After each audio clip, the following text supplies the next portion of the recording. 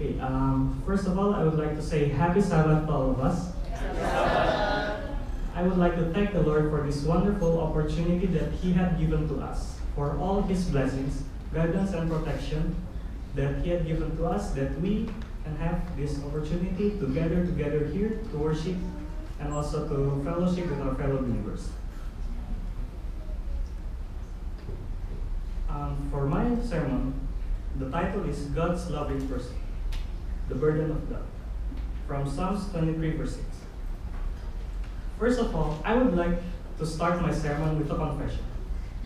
Not the kind of confession that like, I was the one who ate your last cookie. No. It's a confession about doubt. And the kind of doubt is not about whether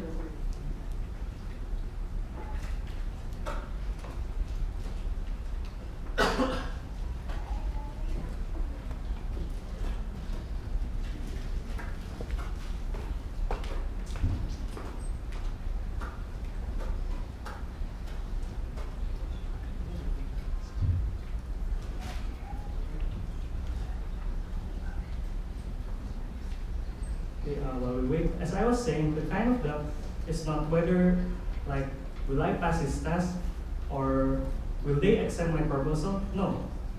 This doubt is more about on my religious belief. So, a little background about myself.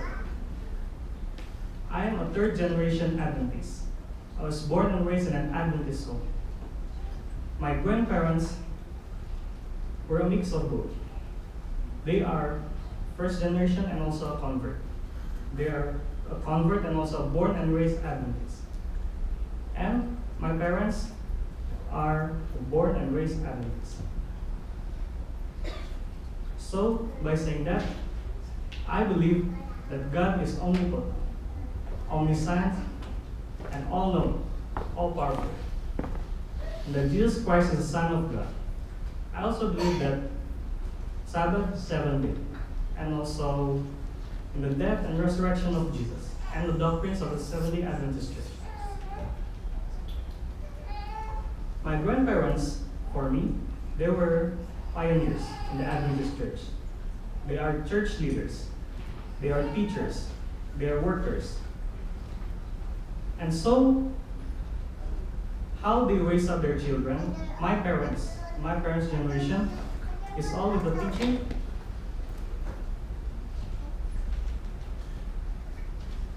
teaching of the doctrine of the church. And so, from what my grandparents passed on to my parents passed it on to me, and also to my generation, me and my relatives. And so,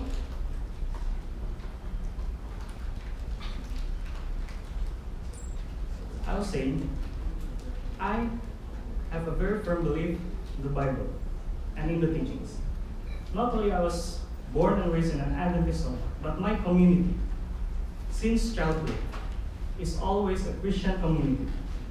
From elementary, junior high, senior high, and up to college. So, growing up, living in an Adventist community, surrounded by pastors, youth leaders, evangelists, and also friends with the same belief, it's safe to say that I have a very firm belief, strong root in my belief.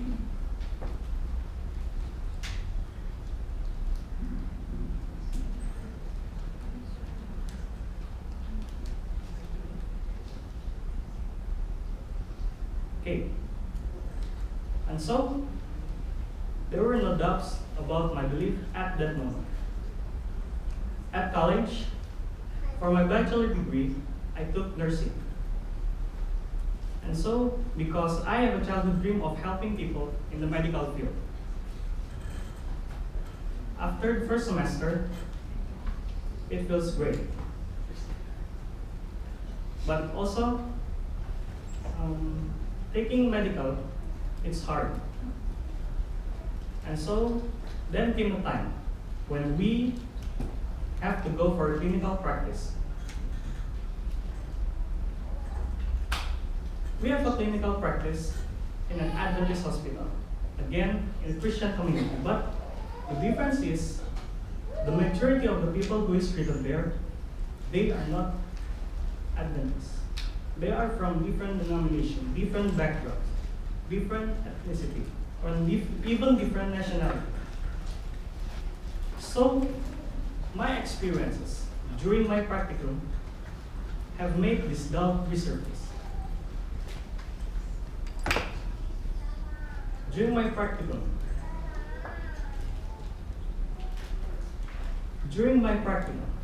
I saw mothers held their child for the first time, and also mothers who held their child for the last time.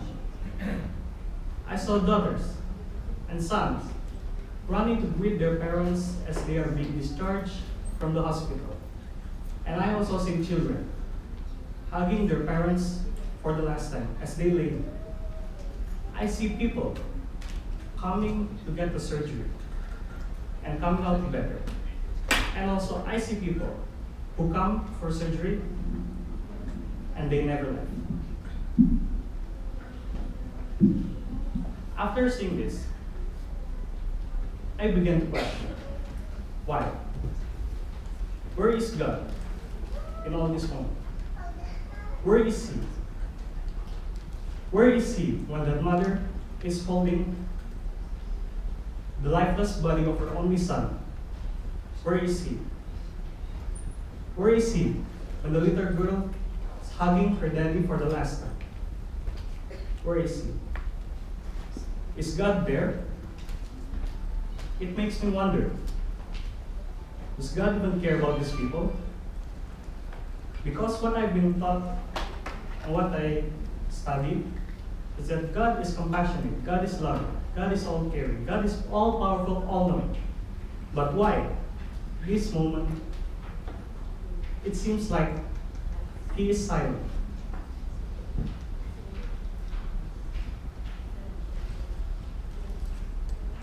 So,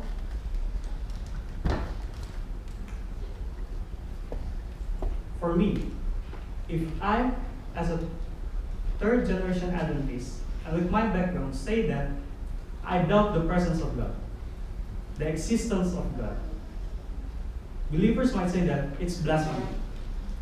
But I say, doubt is not the opposite of faith. As some people might say that, oh, if you have doubt, it's the opposite of faith. But for me, no. Unbelief, it is the opposite of faith. Because unbelief is the willful refusal to believe. Wherein doubt is an inner uncertainty.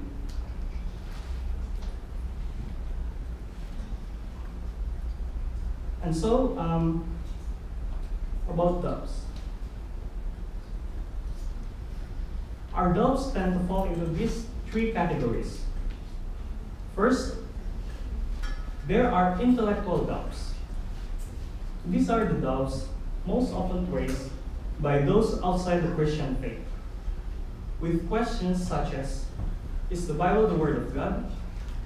Is Jesus the Son of God? Did He really rise from the grave? And secondly, there are the spiritual doubts. These tend to be the doubts of those inside the church, with questions such as, am I really a Christian? Have I truly believed? Why is it so hard to pray? Why do I still feel guilty? Why is it taking me so long to get better? For the third one, there are circumstantial doubt. This is the largest category because it encompasses all the whys of life. Questions such as, why did my marriage break? Why can't I find a spouse? Why did my friend betray me? And also a question that my mother asked. Why did my child die? She asked that. Saw lifeless body of her firstborn. She asked, "Why? Still a baby. Why?" And then, after my elder sister, it was my turn. So I was born a premature baby. At that moment, it was a very crucial moment because my mother at that time, she is having a very high blood pressure while she is having it. And so, the doctor decided to wait. He waited. And all must go everything according to plan, smoothly. And so, I was born in Borromeus, in Bandung. Because at that time, the only hospital that had the incubation for premature baby. And then, another wife, my younger sister, she also passed away in the womb. My mother asked again, why? People, friends, pastors, families, they come comfort her. She had firm belief. And she said, maybe God had a better plan. Because everything happens for a reason. Then, when a friend first comes and comfort her, and she said the same thing, then her friend said, no. God is sad when you are sad. God weeps when you weep. God feels your loss. This is not God's plan.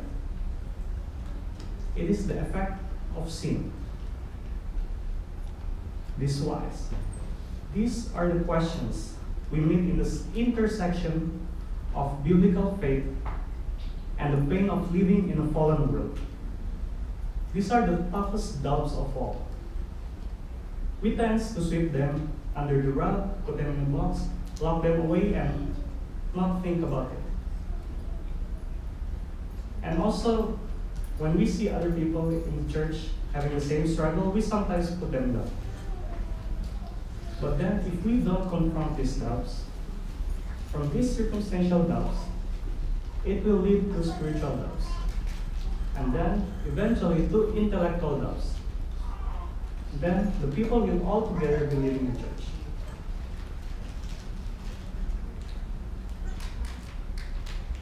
I don't know how a person can be a Christian and not have doubts from time to time. Faith requires doubt in order to be faith. If we ever arrive at a place where our doubt is gone and all our questions answered, we can relax. Because why? We're in heaven.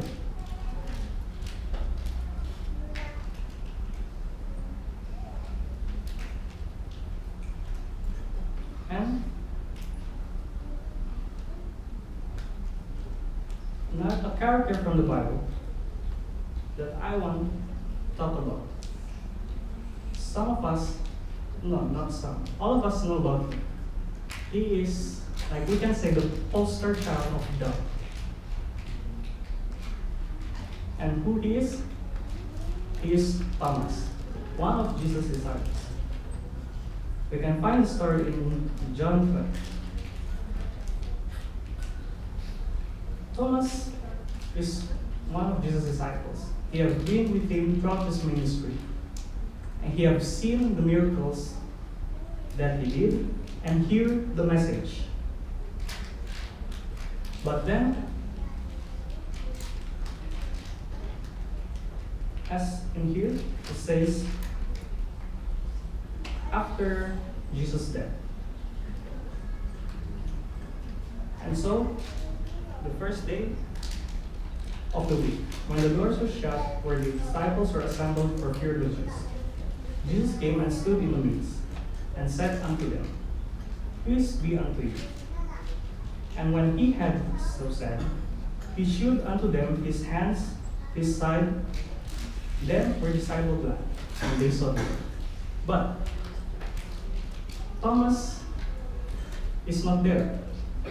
So the other disciples told him that we have made Christ, He has risen from the dead. He doubted. And he asked for a hard proof evidence. He asked that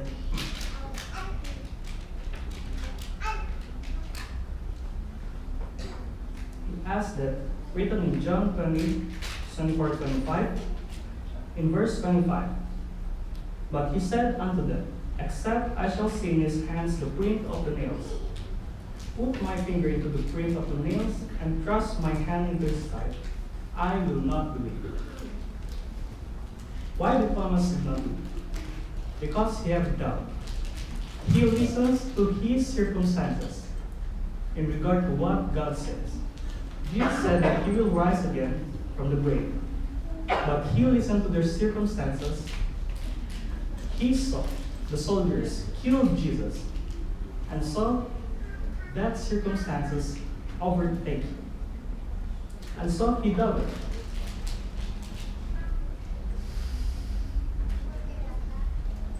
And so, same like Thomas, we oftentimes ask for a hard proof evidence from God. And then, in verse 26 to 20, and after 8 days again, his disciples were with him, and Thomas with them. Then came Jesus, Lord being shut, and stood in the midst, and said, Peace be unto you. Then said he to Thomas, reach here thy finger, and behold my hands, and thrust it into my side, and be not faithless, but believe. And Thomas answered and said unto him, My Lord and my God. Jesus said unto Thomas, because thou hast seen, thou hast believed. Blessed are they that have not seen, and yet have believed. This is the same Thomas, the disciple of Jesus. He doubted. The same Thomas who in John 11, when the disciples are scared to go back with Jesus, when Jesus went to see Lazarus, because the Jews previously wanted to stone him. He was the one that convinced them and said, Come, let us go, and even if we die with you. The same Thomas, he doubted. Now this is a story about Eric Hill. Eric Hill is young. He is